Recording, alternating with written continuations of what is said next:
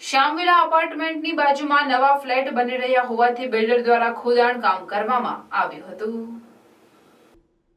તે દરમિયાન ખાબકેલા ભારે વરસાદથી પાણી ભરાતા શ્યામવિલા અપાર્ટમેન્ટની પ્રોટેક્શન વોલ ધરાશાય થઈ હતી। બનાવની જાણ થતાં કલેક્ટર તેમજ ધારાસભ્ય સહિતની ટીમ ઘટનાસ્થળે પહોંચી હતી। તેઓ દ્વારા બિલ્ડર સાથે વાત કરી પાણીના નિકાલ માટે 5 પંપ લગાવવા સહિત બિલ્ડિંગનું જોઈન્ટ ઇન્સ્પેક્શન કરી શ્યામવિલા અપાર્ટમેન્ટને નુકસાન ન થાય તે માટે કાર્યવાહી હાથ ધરવામાં આવી હતી। ઓલાવની હદમાં આવતી જે સોસાયટીઓ છે જ્યાંનો પાણી નિકાલનો એક જ રસ્તો છે માટાડિયા તળાવ અને ત્યાર પછી ગરમિયો કાંસ।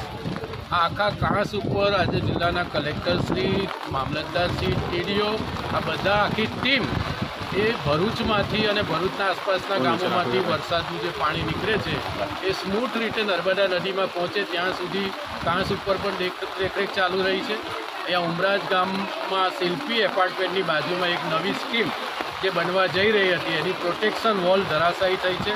લગભગ બાજુની સ્કીમ જ્યાં બની રહી છે ત્યાં 30 ફૂટ જેટલું પાણી અને પોતાનું જે પોકલેન મશીન એ પણ જમીનમાં ગરકાવ થયું છે।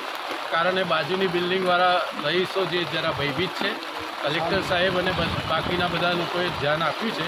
તાત્કાલિક બિલ્ડર દ્વારા અત્યારે 5 જેટલા પંપસેટ લગાવીને પાણી કાઢવાની કામગીરી ચાલુ કરવામાં આવી રહી છે।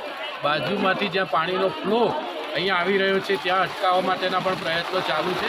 એકવાર પાણીનો નિકાલ થાય ત્યાર પછી આ બાજુનો જે શ્યામવિલા ફ્લેટ છે એના લોકોને સેફટી થાય એ માટે એના સ્ટ્રક્ચરને કોઈ નુકસાન ન થાય, વધારાનું પાણી ન આવે એના માટેના પગલાં પણ નક્કી કરવામાં આવ્યા છે।